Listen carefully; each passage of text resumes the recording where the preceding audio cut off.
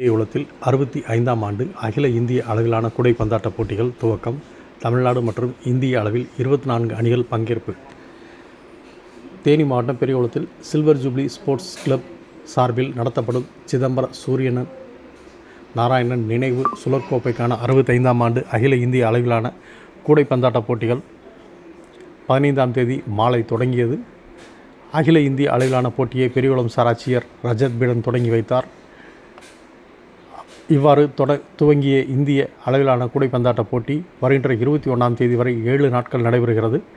இந்திய அளவில் நடைபெறும் இந்த போட்டியில் சென்னை, புதுடெல்லி, பெங்களூர், திருவனந்தபுரம், லோனாவாலா உள்ளிட்ட இடங்களிலிருந்து தலைசிறந்த கூடைப்பந்தாட்ட வீரர்களை கொண்ட 24 அணிகள் பங்கேற்கிறது.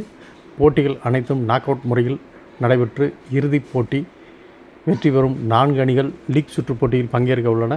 முதலாவதாக Periyakulam silver jubilee sports club அணியுடன் உடுமலைப்பேட்டை கூடைப்பந்தாட்ட கழக அணி மோதிய நிலையில் Periyakulam silver jubilee sports club கூடைப்பந்தாட்ட அணி 82க்கு 58 என்ற புள்ளி கணக்கில் வெற்றி பெற்றது.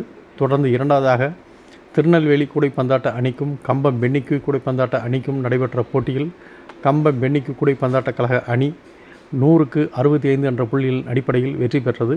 இதுபோன்று மூன்றாவது மற்றும் நான்காவதாக நடைபெற்ற போட்டியில் சிவகாசி வாரியர் ஸ்கூல் பந்தாட்ட கழகம் மற்றும் கரூர் டெக் சிட்டி கூடைப்பந்தாட்ட அணிகள் வெற்றி பெற்றது என்பது குறிப்பிடத்தக்கது.